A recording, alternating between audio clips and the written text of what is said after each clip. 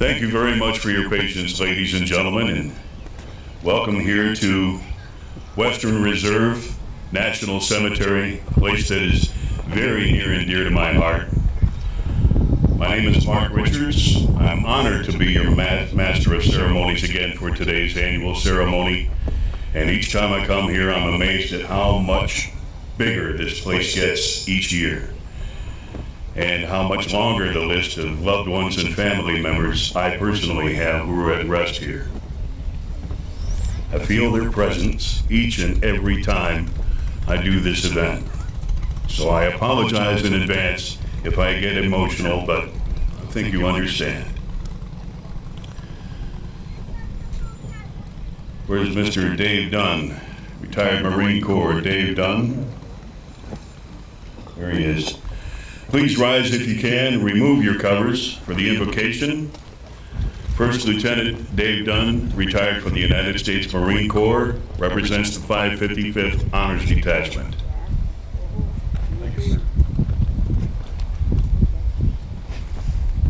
If we could bow our heads.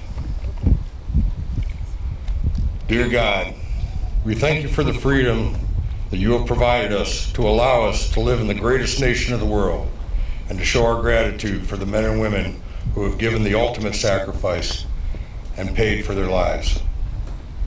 We ask you, God, to take them under your arms and show them the truth and the love they deserve. Oh God, please watch over the families of our brothers and sisters. Please protect them and give them peace to be able to rejoice in the fact that they have had the opportunity to love and be loved by these heroic men and women. As we shed tears for our loved ones who have gone before us, please bring peace to the grieving as only you can. And for those serving our country, we ask God for your covering and blessing for them and their families, for your protection over them as they face the dangers of the dark, as you are the light. God, keep in our hearts the gratitude for all these people, and to remind us to say their name aloud so they will never be forgotten. For these things we ask in Jesus' name, amen. Amen.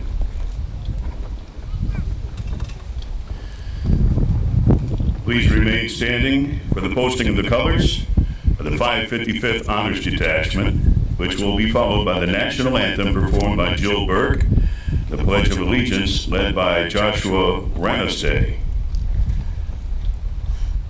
Honor guard. Okay, go. Forward.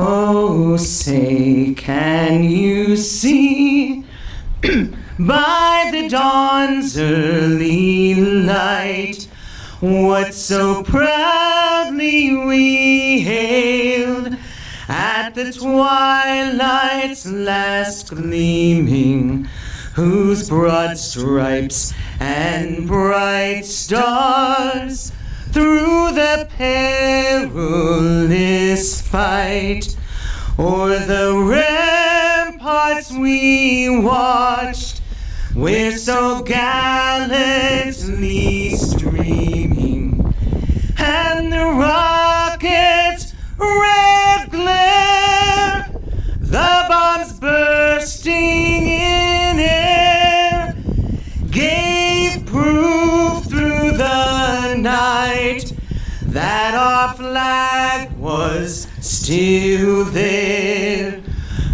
Oh, say, does that star-spangled banner yet wave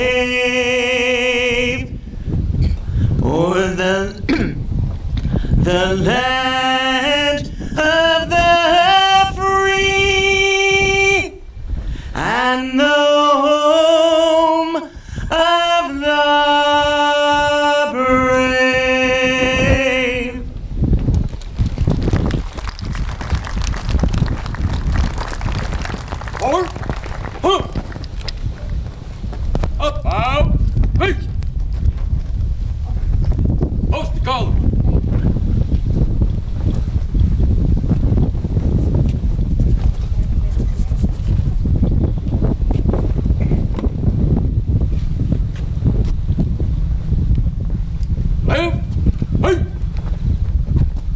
Forward.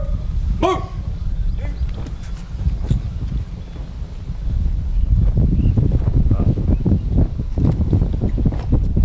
The Pledge of Allegiance will be led by Joshua Ranestay, NCA Program Analyst, U.S. Army National Guard retired.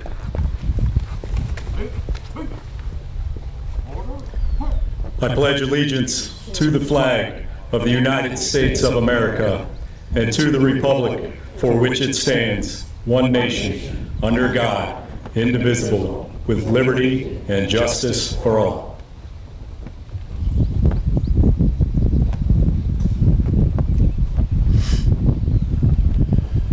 Let us now please offer a moment of silence for all of our veterans who are laid to rest across this great nation, and especially here at Ohio Western Reserve National Cemetery.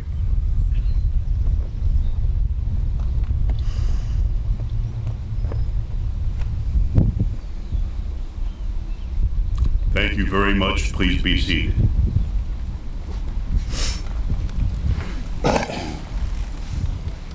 This is not a fashion statement, by the way. You ought to see all the spots on top of the head. It's become a necessity, unfortunately. It's my honor to introduce to you a man that I'm coming to know strictly by my involvement here as a volunteer. But this is his calling. The Director of Ohio Western Reserve, Mr. Jesse Getz. Mr. Getz was named the Director of Ohio Western Reserve National Cemetery effective October 9th, 2022. Prior to this appointment, Mr. Getz served as the Administrative Officer from July 2017. Mr. Getz is a United States Marine Corps veteran who served from 1993 through 1997. He was born and raised in Medina County and currently resides in Olmsted Township here in Ohio along with his wife Tanya. He has two daughters, Haley, who is pursuing a master's degree in applied behavior analysis from John Carroll University, and Kendall, pursuing a degree in special education at the University of Akron. Please welcome Ohio Western Reserve Cemetery Director, Mr. Jesse Getz.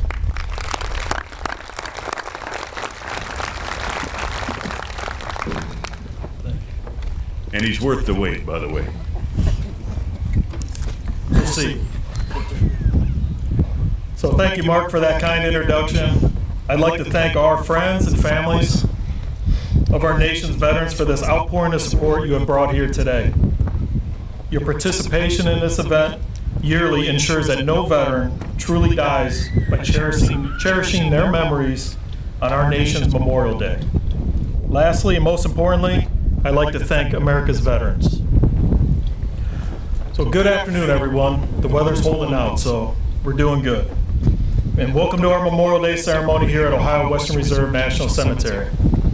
I'm privileged to be with you on this Memorial Day to honor those heroes who made the ultimate sacrifice defending our country and our way of life. Thank you for being part of our Memorial Day observance this year. Your support for those who died in service to our country shows that you understand and appreciate why our nation sets aside this day in order to remember, honor, and salute our fallen service members. I feel fortunate to join you in honoring our brave service members and supporting our Gold Star families. The cost of war is incalculable, and we can never repay the families who lost their loved ones to the horrors of war. The least we can do is memorialize those heroes with some solemn words, laying wreaths, and pausing in silence to pray for their souls. In our nation's history, brave men and women have worn the uniform of our country, risking their lives on so many days, over many years, in so many different places. Among those places was the treacherous coast of France in 1944. In World War II, American service members sacrificed and persevered to ultimately emerge victorious. We cannot imagine how difficult it was for those who made that history. On June 6, we will mark the 80th anniversary of Operation Overlord, better known as D-Day, when more than 156,000 Allied troops executed the largest invasion in modern history. D-Day is among the most noteworthy days of sacrifice, overcoming impossible odds and displaying steadfast devotion to a noble cause. Of the 4,414 Allied deaths on D-Day, 2,501 were Americans. Please join me now in a moment of silence to honor those heroes who died 80 years ago.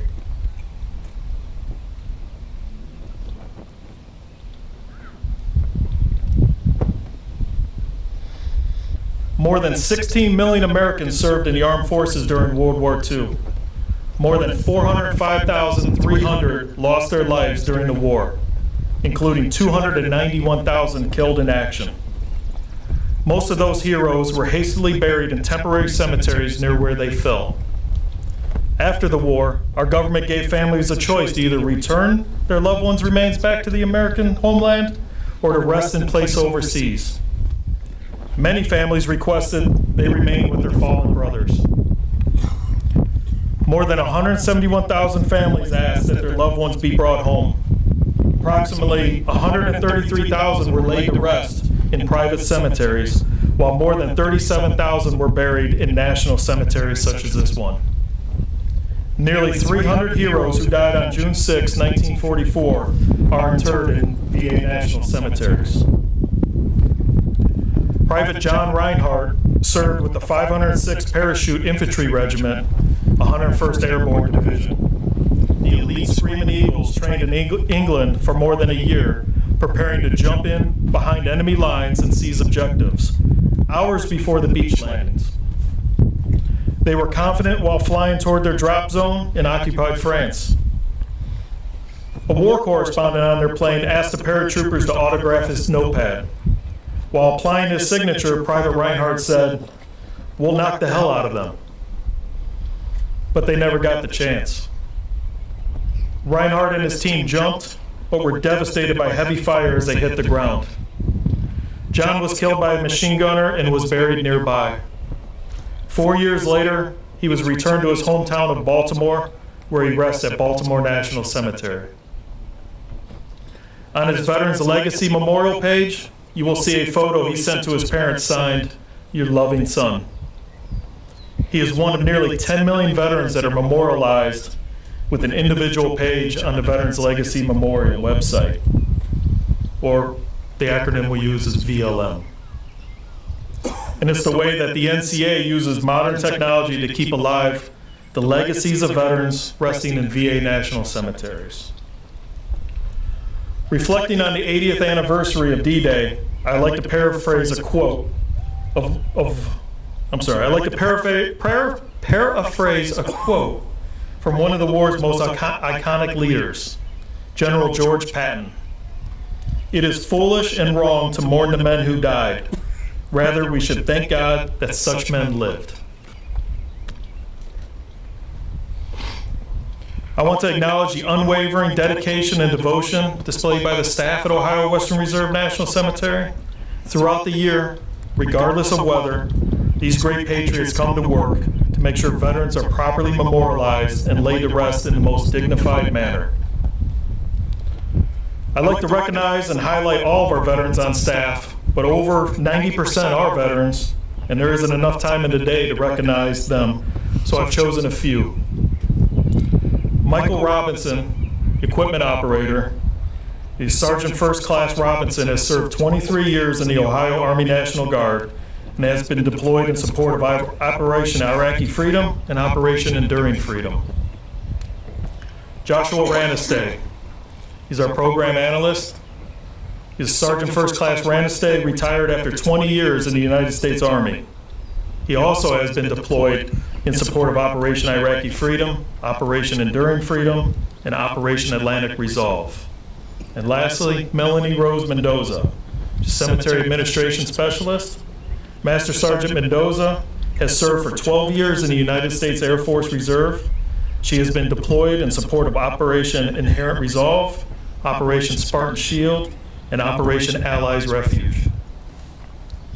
In every one of our 155 national cemeteries, dedicated NCA team members provide final honors and dignified final resting places for veterans. Nearly 70% of NCA personnel are veterans themselves.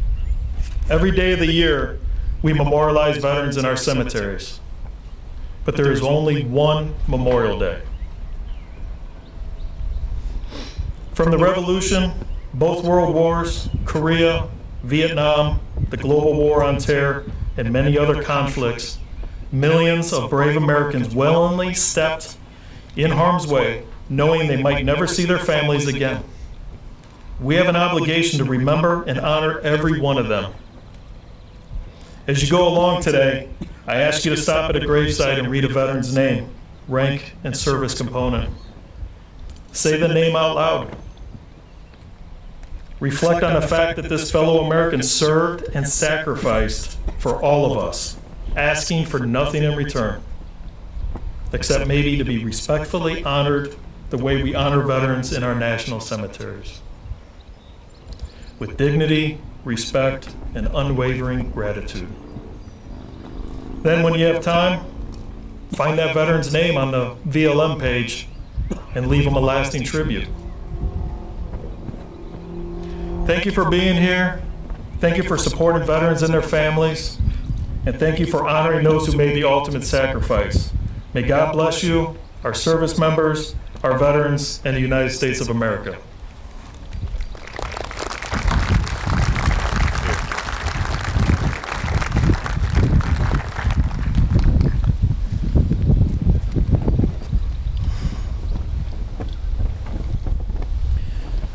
I had the honor and privilege of meeting this man and his wife a short time ago before the service began. It was nice to put a face with him. His biggest concern is whether or not he's going to remember when to remove his hat. But I promise I won't kick you like you asked me to. It's my humble honor to introduce to you our keynote speaker, Mr. Wesley Emsch. He's the father of Luke Emsch. Luke graduated from Talmadge High School in 2004. He completed 1 year at University of Akron, majoring in political science before joining the Navy. He attended boot camp and Corps School at Great Lakes in Illinois and field medical training at Camp Pendleton in California. He asked to be assigned as a corpsman to an EOD unit that left for Iraq in August of 2006. In the 6 months that Luke was in Iraq, he was on 240 missions as the doc for a 4-man EOD team.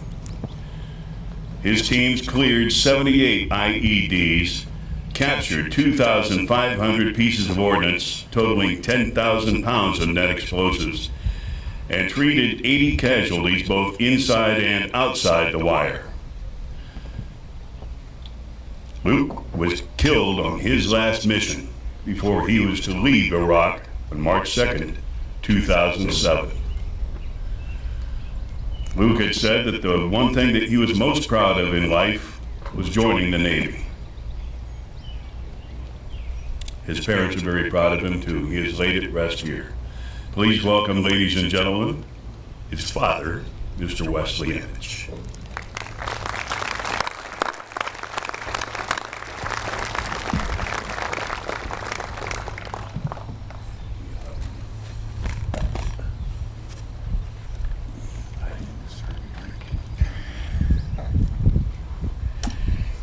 Hi, thanks for coming today. I usually start out by saying I'm not used to talking to groups that I can't give detentions to. Julie always says that joke never goes over. I was a science teacher, so. Do you all remember who Edward Everett is? Few people do now, but on November 19, 1863, in Gettysburg, PA, he spoke 13,000 words over 2 hours.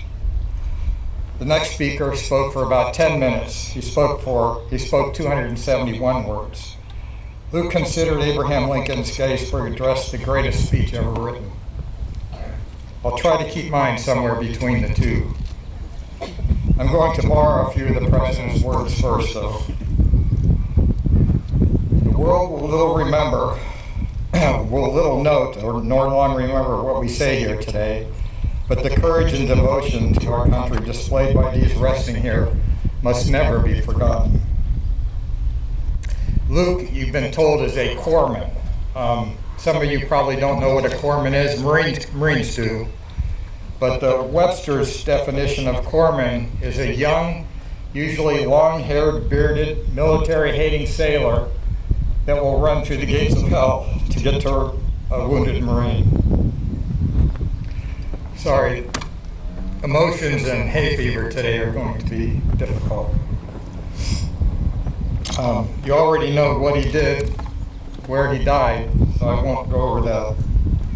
But I thought I would give you Luke's own description of himself. I go to the University of Akron. I'm trying out the OSU thing, so tell me what you think. I'm a disc jockey, but I have no skills, so don't think I'm a cool person, because clearly I'm not. I'm in the United States Navy, which gives me more pride than anything in my life.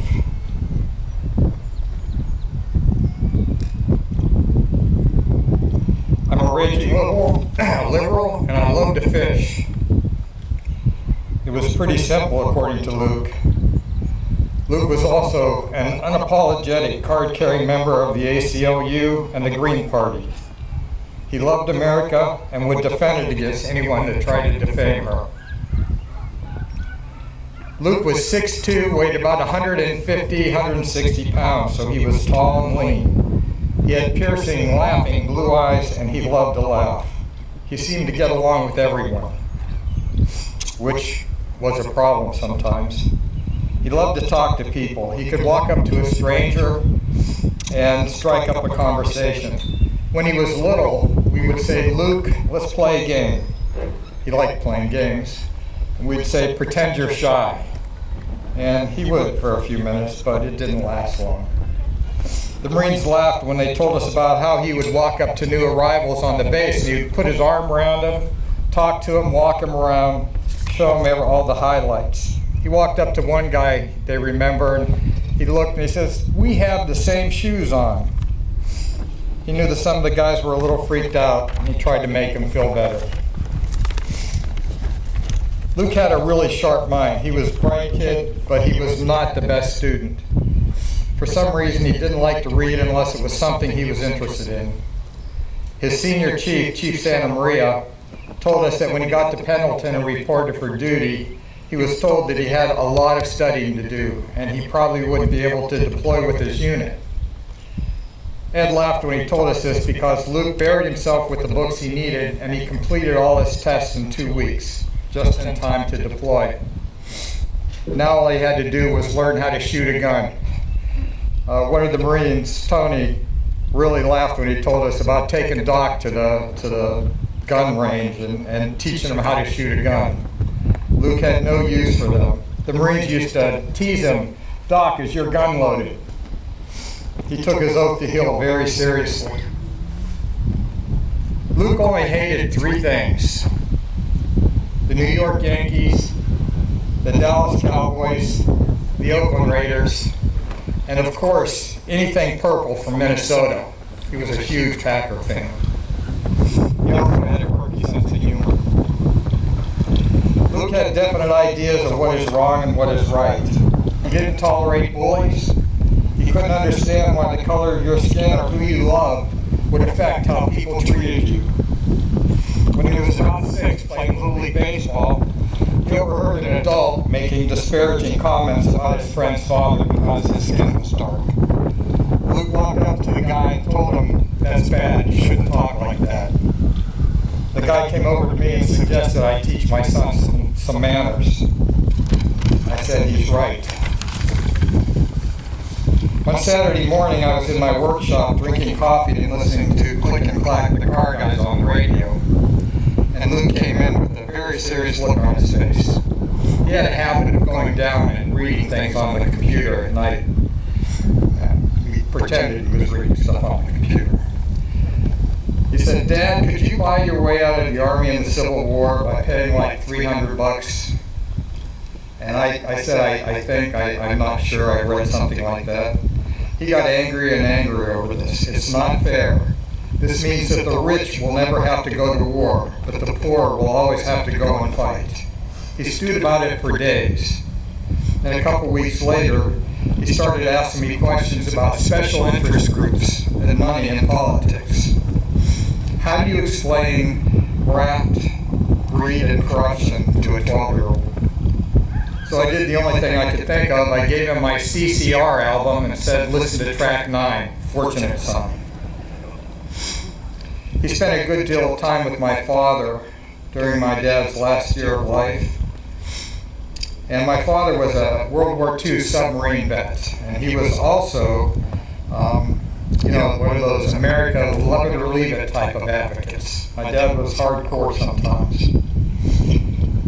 Actually, my father was on the Kingfish. If some of you know the Pacific War, the Kingfish withstood one of the hardest depth charge attacks during the war.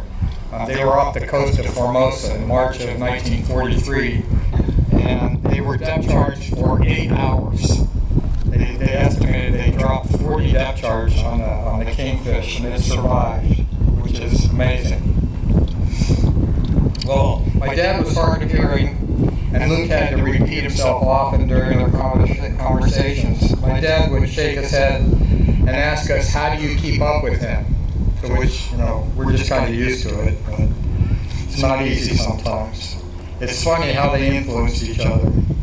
Luke took on a love for the Navy, and my father developed tolerances he hadn't had before.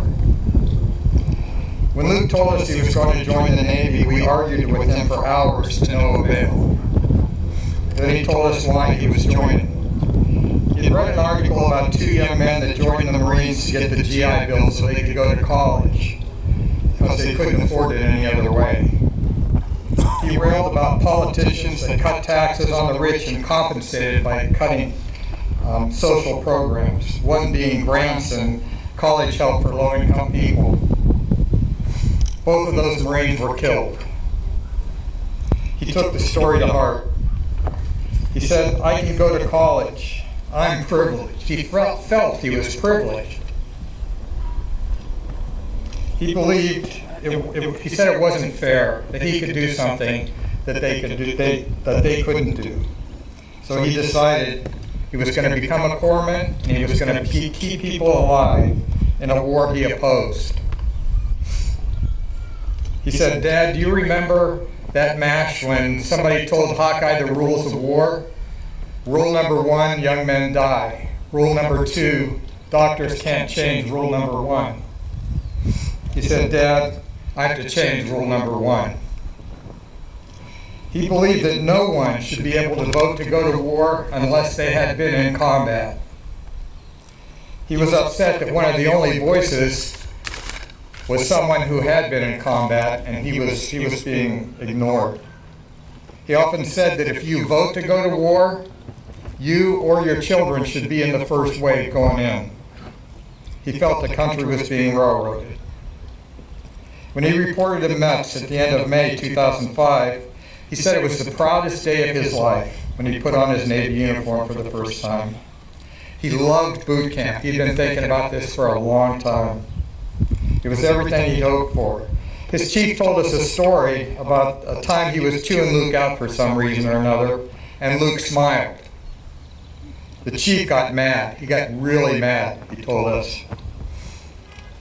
Later that night, Luke went and talked to him, and he said, I didn't mean any disrespect, and he explained why. The chief smiled when he was telling us about this, and he said, Luke was a special kid. Luke never told us what he did in Iraq. He said he was a corpsman at the base hospital, and he never left the base. We believed him. I mean, why would he lie about that? The truth was anything from that. When we went out to Pendleton to meet his unit, they told us stories about Luke, things that made us smile and cry. On their first mission, Tony said they got on station and everybody jumped out and started doing 5 and 25s, which is a search pattern for explosives. Corpsmen were supposed to stay in the vehicle. the Marines had to literally carry him and put him back in the vehicle and say, Doc, if something happens to you, who's going to take care of us? So since he couldn't do what the Marines were doing, he sat in the open back of the Cougar in case they needed him so he could get out more quickly. A little bit after that, Tony said they started taking small arms fire and mortar fire. And everybody scrambled back to their vehicles. A mortar shell hit a vehicle right next to the Cougar. And as the Marines were getting in, they figured Luke would be kind of freaked out. And apparently he wasn't. He was on the phone, on the radio, coordinating security with the rest of their team, trying to find out what was going on. After that, they started calling him Cool Hand Luke. When Luke, excuse me for 1 second. When Luke drove around here, he never even got a parking ticket. His friends actually called him Grandpa because he was such a slow, careful driver. I didn't know that. I was always worried when he took my truck out. But he crashed the Cougar 3 times before they said, Doc, you're not driving anymore. The last time he drove the Cougar up on one of those 3-foot cement barricades and got it stuck up there. Now imagine a big armored vehicle with the front wheel laying over top of this cement barricade. They don't know how he did it, but that meant that they had to walk through Ramadi for about 1.5 miles to get to their destination, which was a house they'd been using to make bombs. And they laughed when they told us this story because they said the Marines were nervous walking through Ramadi, and their security detail was, fanning out around them, and they were pretty wired too. But Luke was walking around talking to everybody, making sure that they were drinking water, that they weren't getting too hot. They were all surprised by that. He was their little brother, and they loved him. They knew without exception he was their first thought. Sorry, I got that backwards. That they were his first thought. Bogey, the EOD team leader, told us a story. They had an intelligence guy with them. And this guy was aggressive and was always talking about getting into firefights. He took risks that could have endangered his Marines. Luke talked to the guy and said, we're here to defuse bombs, not get into firefights. But his behavior didn't change.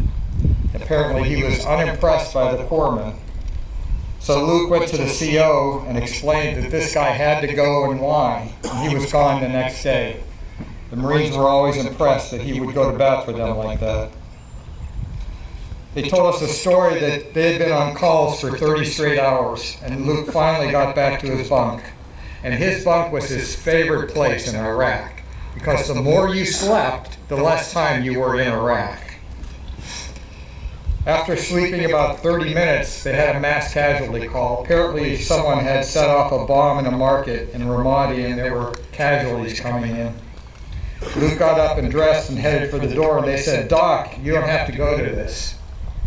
And he said, it's my job. And he spent the next 8 hours or so treating the injured, which included an 8-year-old boy who was severely burned from the explosion. Bogey said that this affected him more than anything he'd seen. Luke liked the irreverence of being a corpsman with Marines, especially an EOD corpsman. The EOD techs used scissors to cut wires, and Doc had the best scissors. So they would cut a wire and toss the scissors aside. So they went through a lot of them. They went to get supplies, and when Luke requested more scissors, the supply guy said, you can't have any more, you've had enough.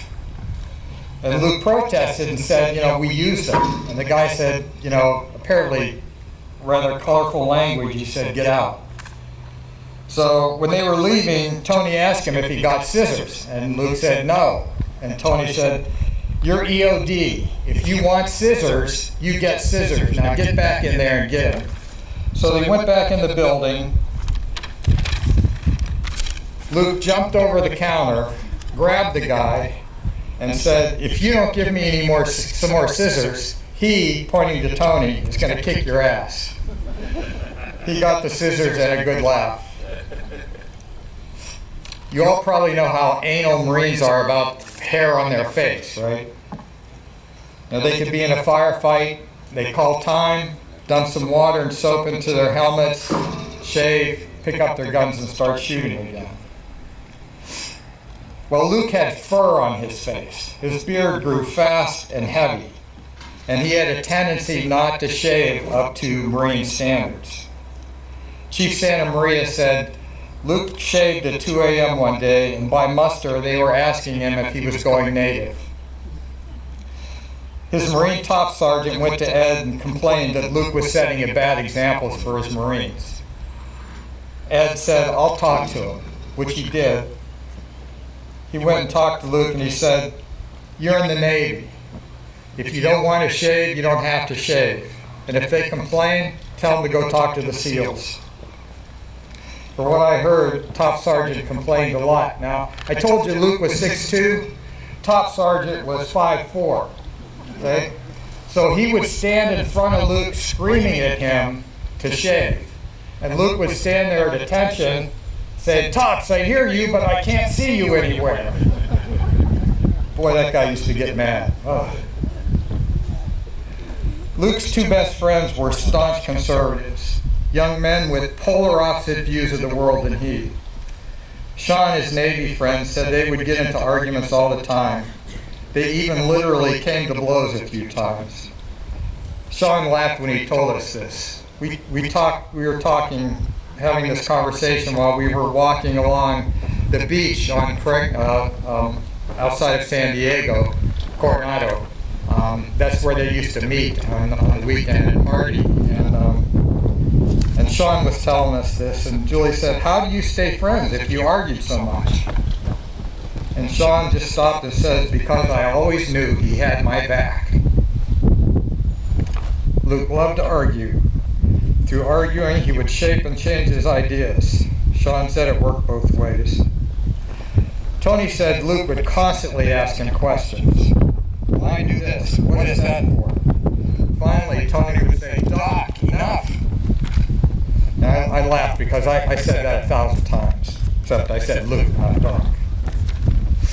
Luke would be quiet for a while, then he would slowly start talking again, and before you knew it, they were talking shop again.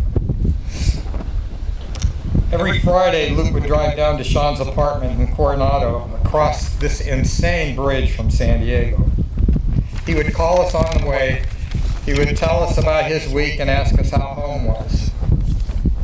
Every time he would say, hold on. He would put on Top Gun music when he drove past Miramar Air Base. And he would always sing, which was a bad thing. The last weekend before he deployed, they had a party. About 2 a.m., they couldn't find Luke anywhere. They looked all over for him. They finally found him sitting in the basement, looking out the window over the bay. He had his sunglasses on and a bottle of Jack Daniels in his hand. And they said, Luke, why are you sitting here with your sunglasses on? And you have to remember that these are all young military guys, right? So Luke just turned to him and said, because the sun never sets on a badass. And they loved that. One day Luke was walking across campus at Akron U when he encountered a group of young Republicans having a rally talking about how great the war was and how you can't support the troops if you don't support the war. The story we were told said Luke skirted the group, didn't want to get in the discussion, but he was stopped up short by one of the talkers, and then Luke stood there and let the guy say his piece. And Luke said, if the war is so righteous, why are you here? Why are you not in Iraq making it free? The guy looked at him and said, I don't understand.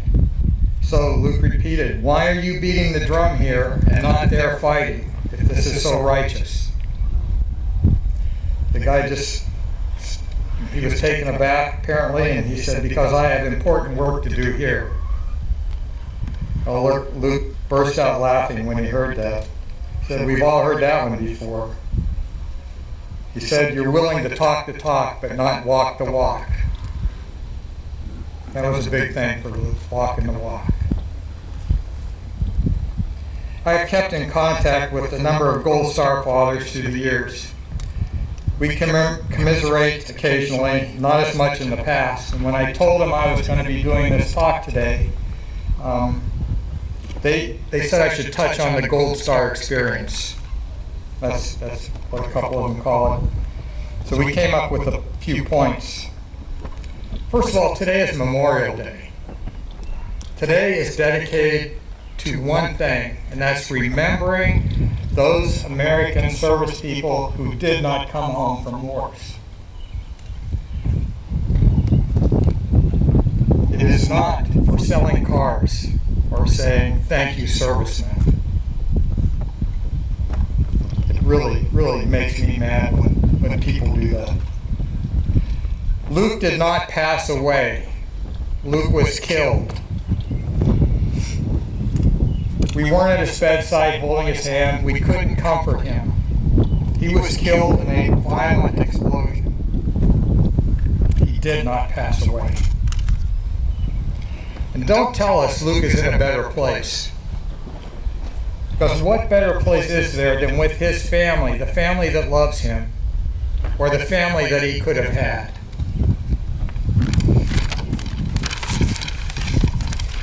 Another thing.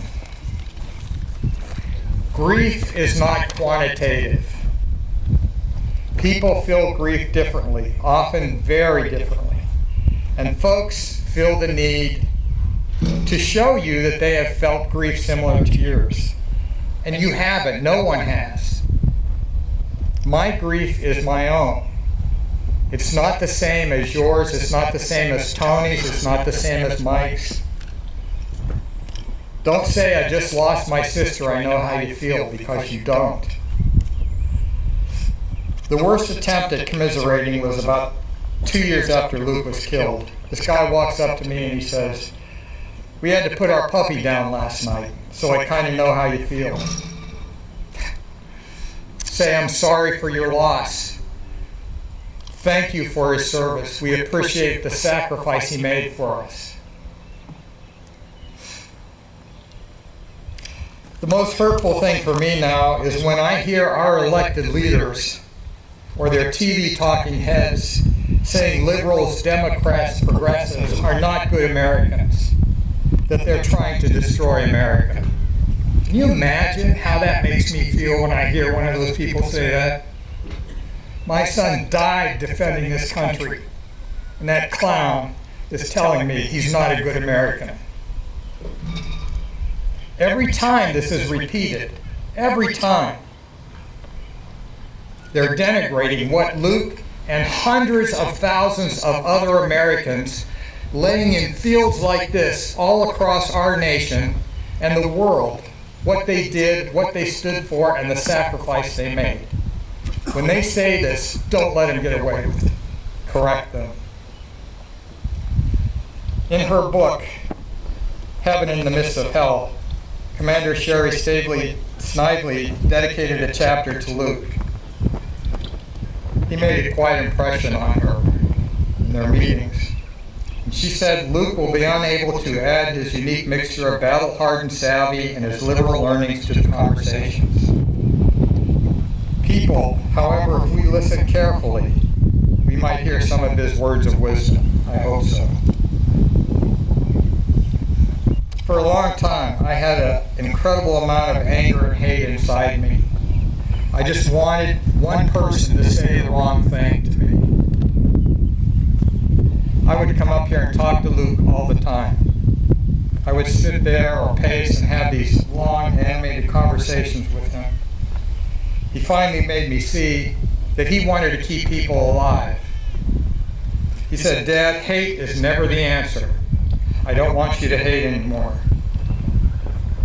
My friend Dave says it's a work in progress for me.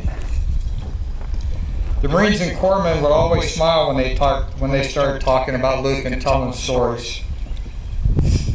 They liked being around him, they liked working with him, and they knew he would always be there for him. One Marine couldn't get through what he had to say though. He handed me Luke's patch, took it off his shoulder, He was with him when the explosion happened. We could tell how much he cared for Luke. The thing I want you to take away from this is that Luke went there for all of us. It didn't matter who you are. It didn't matter what you are, what group you belong to, or who you voted for. He went there for you, to keep you safe. I had a student who joined the Marines about the same time Luke joined the Navy. And he actually ran into Luke over in Iraq. Luke had his thing tied around so he couldn't see his name badge. He didn't know he was Mr. Wrench's son, so they chatted for about a half an hour. And Luke found out, or Dan found out it was Luke after Luke was killed. He wrote me a letter and he said, to this day as a grunt Marine, we hold our corpsmen to a higher level of respect because in the midst of chaos, they are not thinking about themselves, they are thinking of us. Luke is a hero in my heart and mind. Being right down the road from him in Heavenea, we heard the tales of how busy they were up in the Ramadi AO. Our team listened to their stories and accomplishments and mission in awe. It's crazy that I didn't know it was him because all we knew him was as Doc. There's a line from a song that I've always liked. It says, the only thing that survives is the way we live our lives. Lukey, you lived your life well.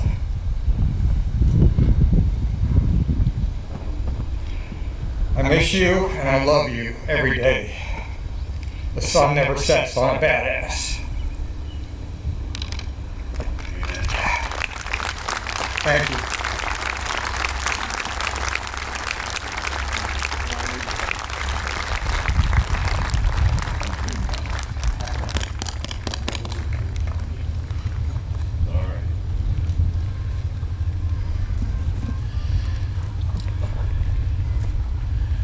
Luke was a badass. He came from good stock.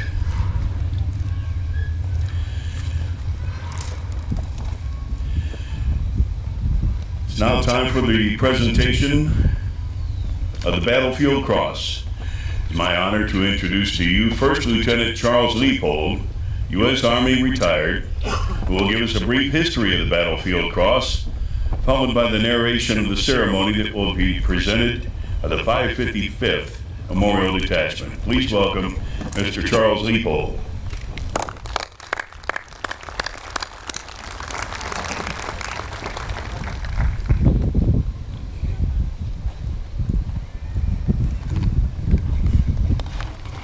The Soldier's Cross.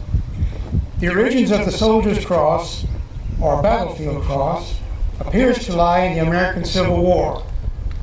Fallen soldiers were often buried where they lay. After a battle was over, people would move through the battlefield to mark the bodies of the soldiers which needed to be recovered. The most convenient marker would have been a soldier's rifle, with its bayonet stuck in the ground, with his cover placed on top. Today it is more symbolic. Although the Soldier's Cross in itself is not an official military honor, it does play a part in the memorial ceremony as a visible reminder of the fallen soldier. Many unit commanders have recognized the value of the memorial, encouraging members of their units to pay their respect to fallen comrades and sometimes holding ceremonies at the site of the Soldier's Cross Memorial. The helmet and identification tags, or dog tags, signify the fallen soldier whose name must never be forgotten. The inverted rifle with bayonet stuck in the ground signals a time for prayer and a time to pay tribute to our brave comrade. The boots, worn and dirty, represent the final march of the soldier's last battle. Before we assemble the cross, we will have a symbolic roll call. Sergeant Nussbaum. Here, sir. Specialist Watson. Here, sir. Specialist Buckley. Here, sir. Sergeant First Class Sword. Yes, sir. Specialist Calderon. Specialist Calderon. Specialist Calderon. Killed in action, sir. Is that soldier's personal effects present? Yes, sir. The Honor Guard will now advance and create this solemn memorial.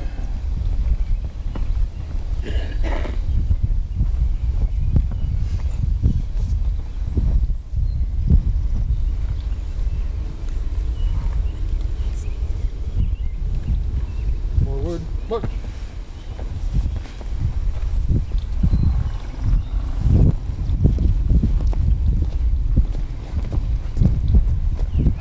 Left face. The first element is the soldier's rifle. The service member's rifle is inverted and thrust into the ground, bayonet first, creating the backbone of the structure. This is done in hopes that someday all weapons may be silenced and used no more for war.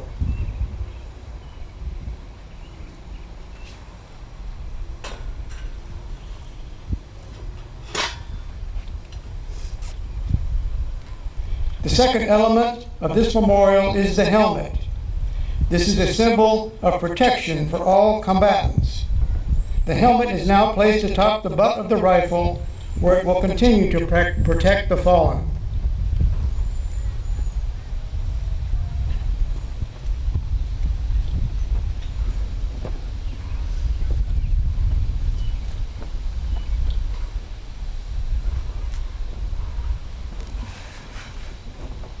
The third element of this memorial are the boots, which are placed at the base of the memorial. These boots once carried the soldier into combat, but now these boots lie stationary. They will walk no more.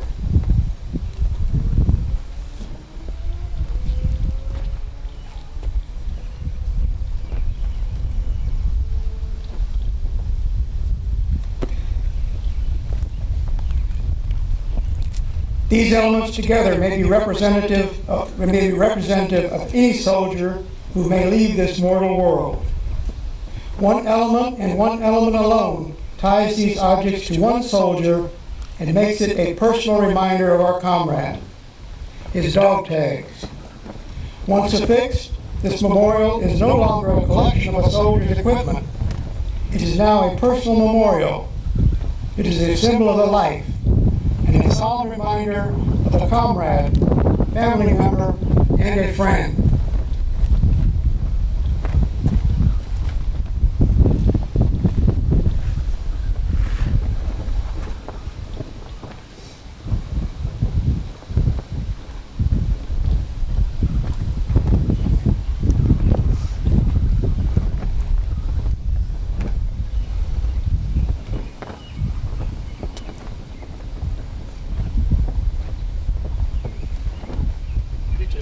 Right face. Column right. Forward, march.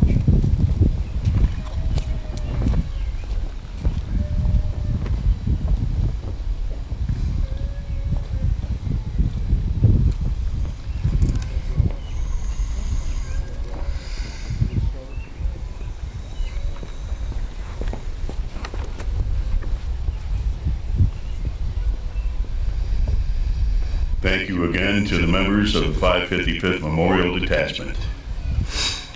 Ladies and gentlemen, please rise if you're able and remove your covers for the placement of the ceremonial wreath. The wreath this year is being placed by Julia and Wesley Hench. Escorting them will be performed by First Lieutenant Dave Dunn and Lieutenant the Dan Schilling 555th Honors Detachment.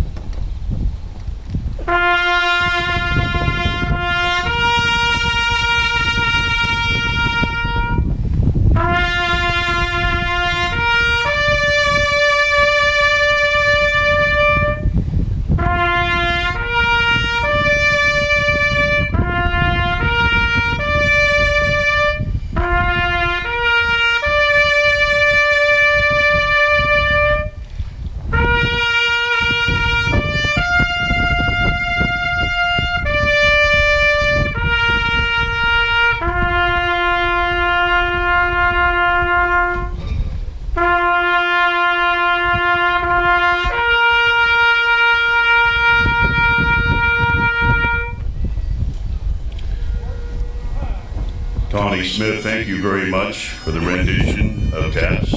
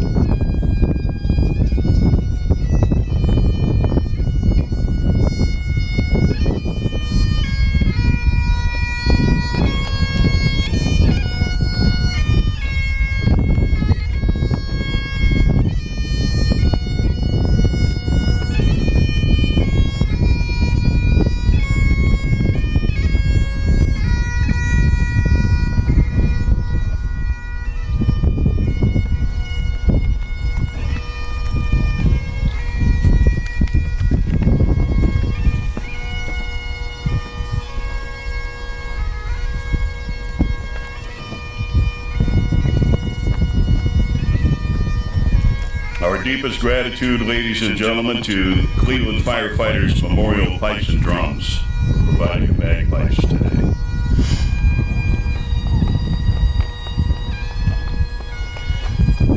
Please remain standing for the benediction by First Lieutenant Dave Dunn, United States Marine Corps retired.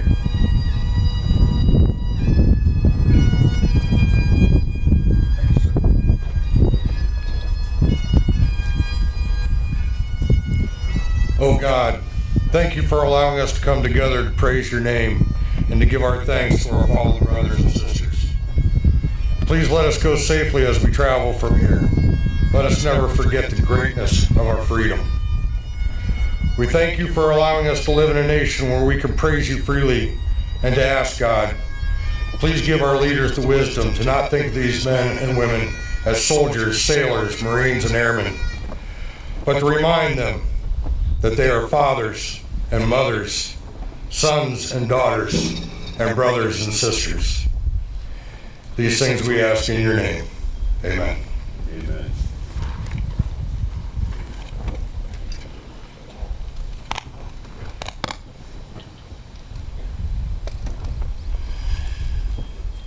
Honor guard, retire the colors.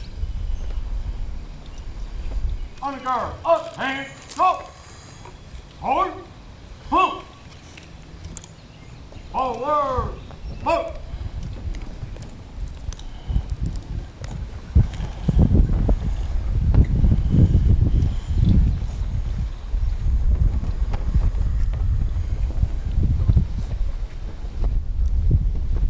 Honors, up! Right, hey! Retreat, go!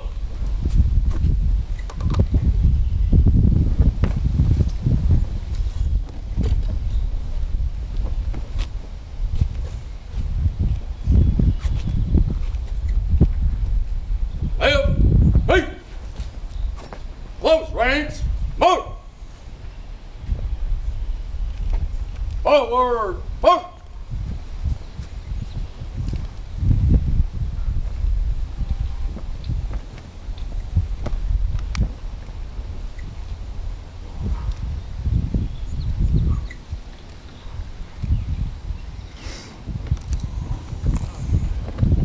Please be seated.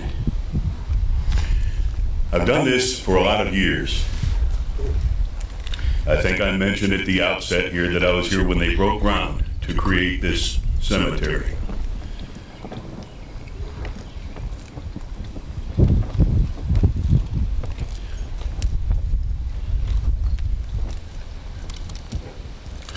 My brother is here.